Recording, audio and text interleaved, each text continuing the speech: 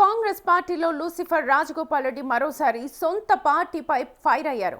అంతర్గత విభేదాలు, సొంత పార్టీపై విమర్శలు, మంత్రి పదవి ఇలా ఒక్కటేమిటి డజన్ల కొద్ది ఆరోపణలు ఎదుర్కొంటున్న ఒక కీలక వ్యక్తి ఇక కాంగ్రెస్లో కొనసాగకపోవచ్చునేమో అంటున్నారు ఆయన అనుచరులు.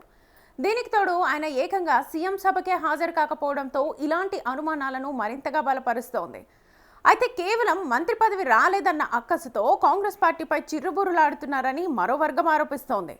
ఒరిజినల్ కాంగ్రెస్ నేతలు ఎక్కడా అని సీఎం రేవంత్ రెడ్డి వ్యవహార శైలి బాలేదంటూ అవాకులు చవాకులు పేలారు. అయితే యాదగిరిగుట్ట ధర్మకర్తల మండలిపై కనీస సమాచారం లేదంటూ తీవ్ర అసహనం వ్యక్తం చేసినట్లుగా తెలుస్తోంది.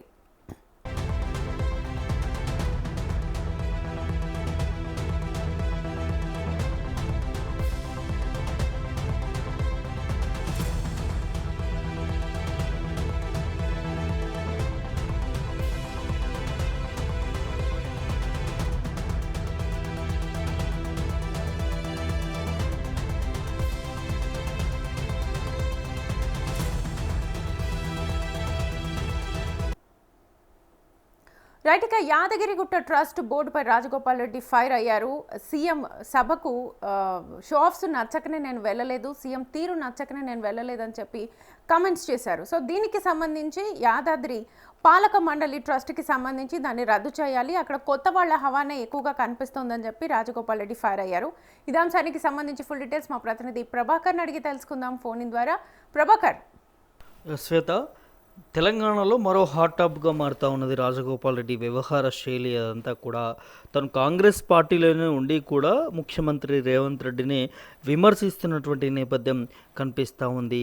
ఒరిజినల్ కాంగ్రెస్ వాళ్ళు ఎక్కడ అంటూ కూడా డైరెక్ట్గా రాజగోపాల్ రెడ్డి ప్రశ్నించినట్టుగా తెలుస్తూ ఉన్నది. రోజు రోజుకి ఒరిజినల్ కాంగ్రెస్ వాళ్ళు కనుమరుగవుతూ ఉన్నారు. సీనియర్ నేతలని ముఖ్యమంత్రి రేవంత్ రెడ్డి పట్టించుకోవట్లేదనే దాని మీద కూడా తను మాట్లాడినట్టుగా తెలుస్తూ ఉంది. ఎక్కడెక్కడి నుంచో కొత్త వాళ్ళను వచ్చి పార్టీలోకి చేర్చుకుంటున్నారు అనే దాని మీద కూడా హవా అంతా వాళ్ళదే నడుస్తూ ఉంది. ముఖ్యమంత్రి రేవంత్ రెడ్డి వ్యవహార శైలి అస్సలు బాగలేదు, షోఅప్స్ ఎక్కువైపోయాయి, సభల మీద తను ఇష్టం వచ్చినట్టుగా మాట్లాడుతూ ఉండడం దాని మీద కూడా రాజగోపాల్ రెడ్డి సొంత ఎమ్మెల్యే మాట్లాడుతున్నటువంటి నేపథ్యం, విమర్శిస్తున్నటువంటి నేపథ్యం కనిపిస్తూ ఉంది ముఖ్యమంత్రి రేవంత్ రెడ్డిని. దాంతోపాటు యాదగిరిగుట్ట ధర్మకర్తల మండలిపై కనీస సమాచారం కూడా ఇవ్వలేదు. సీనియర్ నేతను, అదేవిధంగా ఎమ్మెల్యేనైనా కూడా నాకే చెప్పకుంటే ఎలా అంటూ కూడా తను ప్రశ్నించినటువంటి నేపథ్యం కనిపిస్తూ ఉన్నది.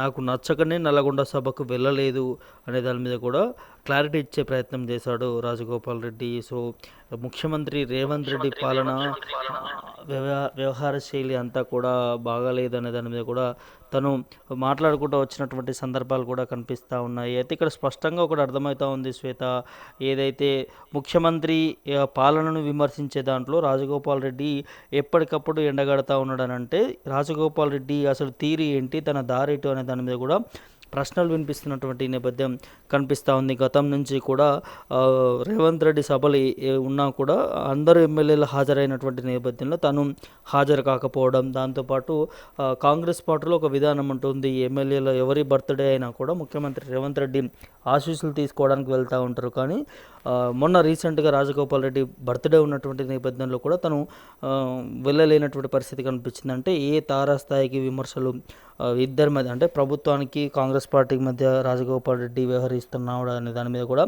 ఇక్కడే అర్థమైపోతుంది. అయితే తన బాధంతా కూడా మంత్రి పదవి ఇవ్వలేదనే దాని మీదనే తను విమర్శిస్తున్నట్టుగా తెలుస్తూ ఉంది. గతంలో తను బీజేపీ పార్టీ నుంచి కాంగ్రెస్ పార్టీకి వచ్చే ముందు తనకి ఆఫర్ చేశారు, మంత్రి పదవి ఇస్తానంటూ కూడా డైరెక్ట్గా రాహుల్ గాంధీ చెప్పాడు అనే దాని మీద కూడా తను అనేక దఫాలుగా చెప్పుకుంటూ వస్తున్నటువంటి నేపథ్యం కనిపిస్తూ ఉంది. దాదాపు 2.5-3 ఏళ్ళు పూర్తవుతున్నా ఇప్పటి వరకు కూడా మంత్రి పదవి ఇవ్వకపోవడం పైన కూడా తను కొంత గుస్సా అవుతున్నటువంటి పరిస్థితి. ఆ నేపథ్యంలోనే ఢిల్లీకి వెళ్తూ ఉన్నాడు. ఢిల్లీలో కాంగ్రెస్ పార్టీకి సంబంధించినటువంటి నేతలందరితో కూడా మాట్లాడుతూ ఉన్నాడు, మంతనాలు చేస్తూ ఉన్నాడు. మంత్రి పదవి ఇవ్వాలనే దాని మీద కూడా ప్రయత్నాలు కూడా జరుగుతూ ఉన్నాయి. కానీ అధిష్టానం మరి పట్టించుకుంటుందా లేదా అనే దాని మీద కూడా కొంత చర్చ నడుస్తూ ఉంది. దాంతోపాటు ఇక్కడ ఉన్నటువంటి ముఖ్యమంత్రి రేవంత్ రెడ్డి వ్యవహార శైలి కూడా ఢిల్లీ పెద్దలతో చెప్తున్నట్టుగా ఒక వార్త వినిపిస్తూ ఉన్నది. సో మంత్రి పదవి ఇవ్వకపోతే ఎలా తెచ్చుకోవాలో కూడా తెలుసు నాకనే వాక్యాలు కూడా రాజగోపాల్ రెడ్డి చేశాడంటే తను తీరు ఏ విధంగా ఉందనేది కూడా స్పష్టంగా అర్థమవుతోంది.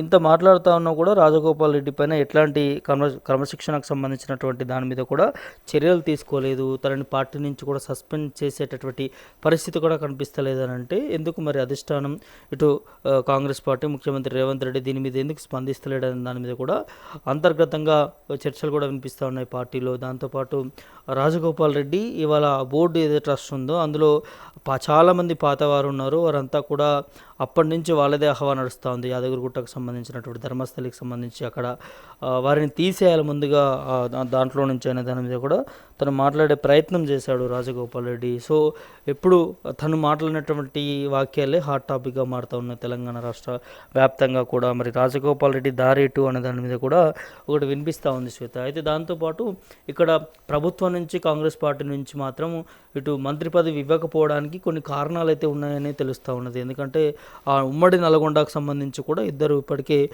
మంత్రివర్గంలో ఉన్నటువంటి పరిస్థితి కనిపిస్తూ ఉంది. ఇద్దరు ఒకే సామాజిక వర్గానికి రెడ్డి సామాజిక వర్గానికి ఉన్నట్టుగా తెలుస్తోంది. మళ్ళీ ఇంకో రెడ్డి సామాజిక వర్గాన్ని తీసుకొచ్చి మంత్రివర్గంలోకి తీసుకొస్తే ఖచ్చితంగా ప్రతిపక్షాల నుంచి కూడా పెద్ద ఎత్తున విమర్శలు వచ్చేటటువంటి అవకాశం ఉంటుంది. ఎందుకంటే ఇప్పటికే కాంగ్రెస్ పార్టీలో రెడ్డి వర్గం అత్యధిక స్థాయిలో ఉన్నారు కాబట్టి సో ఇంకా మరోసారి అదే వర్గానికి మంత్రిని చేస్తే పార్టీకి ప్రభుత్వానికి కూడా వ్యతిరేకత వచ్చేటటువంటి పరిస్థితి ఉంటుంది. కాబట్టి ఇప్పుడు నడుస్తున్నటువంటి ఏదైతే బీసీలకు సంబంధించి రిజర్వేషన్కి సంబంధించి నడుస్తూ ఉందో అట్లాంటి బీసీ నేతలని బీసీ నాయకులని ఎమ్మెల్యేలని వారిని మంత్రిని చేయాలనే దాని మీద కూడా కాంగ్రెస్ పార్టీ పెద్దలు ఆలోచిస్తున్నట్టుగా తెలుస్తోంది. దీనికి ప్రధానమైనటువంటి కారణమే రాజగోపాల్ రెడ్డి పైన రాజగోపాల్ రెడ్డికి మంత్రి పదవి ఇవ్వకపోవడం. తను ఇన్ని విమర్శలు చేస్తూ ఉన్నా కూడా దాని మీద క్లారిటీ ఇచ్చేటటువంటి ప్రయత్నాలు చేయలేకపోతూ ఉన్నారు. ఎందుకంటే డైరెక్ట్గా రాజగోపాల్ రెడ్డికి ఒకవేళ మంత్రి పదవి ఇవ్వకపోతే తను పార్టీ నుంచి వెళ్ళిపోయేటటువంటి పరిస్థితులు ఉంటాయి. అట్లాంటి నాయకులు పార్టీ నుంచి వెళ్ళిపోతే పార్టీకి కొంత నష్టం జరుగుతుంది. ఇదే అదునుగా ఇటు ప్రతిపక్షాలు కూడా విమర్శిస్తాయి. కాబట్టి ఇప్పుడు ఎన్నికల దగ్గరకు వస్తున్నటువంటి పరిస్థితిలో ఇలాంటి సమయంలో ఎవరిని కూడా మంత్రి పదవులకు సంబంధించి కూడా నిరాశ పెట్టకూడదు. దీన్ని కొంచెం ముందుకు తీసుకెళ్లాలనే దాని మీద కూడా ఎట్లాంటి క్లారిటీ మాత్రం ఇవ్వట్లేరు. కానీ రాజగోపాల్ రెడ్డి మాత్రం మంత్రి పదవి దక్కదనే ఆశతోనే తను నిర్ణయించుకున్నట్టుగా తెలుస్తూ ఉంది. ఆ నేపథ్యంలోనే ఇటు ముఖ్యమంత్రి రేవంత్ రెడ్డిని కాంగ్రెస్ పార్టీని అందరినీ కూడా విమర్శిస్తున్నటువంటి పరిస్థితి కనిపిస్తూ ఉన్నది. దాంతోపాటు ఒకవేళ తను ఇప్పుడు కాంగ్రెస్ పార్టీని వీడితే తన పరిస్థితి ఏంటి అనే దాని మీద కూడా చర్చ వినిపిస్తూ ఉంది. వారికి సంబంధించినటువంటి ఎవరైతే లోకల్లో మునుగోడుకు సంబంధించినటువంటి కార్యకర్తలు వారంతా కూడా రాజగోపాల్ రెడ్డి వర్గం అంతా కాంగ్రెస్ పార్టీ నుంచి వీడిపోతున్నాం, కాంగ్రెస్ పార్టీ నుంచి రాజీనామా చేయాలనే దాని మీద కూడా కొంత ఒత్తిడి తీసుకొస్తూ ఉన్నారు.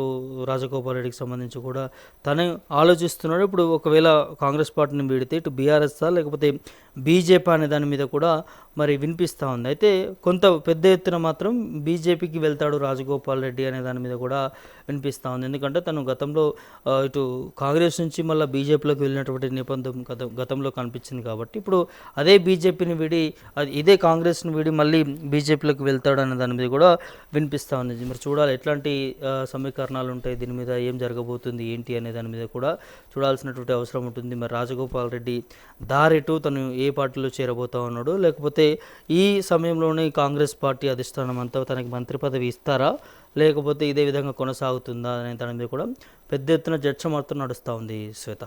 Right Prabhakar, thank you. So మొత్తానికైతే యాదగిరిగుట్ట ట్రస్ట్ బోర్డుకు సంబంధించి రాజగోపాల్ రెడ్డి చేసిన విమర్శలు అయితే ప్రస్తుతం వివాదానికి దారితీశాయనే చెప్పొచ్చు.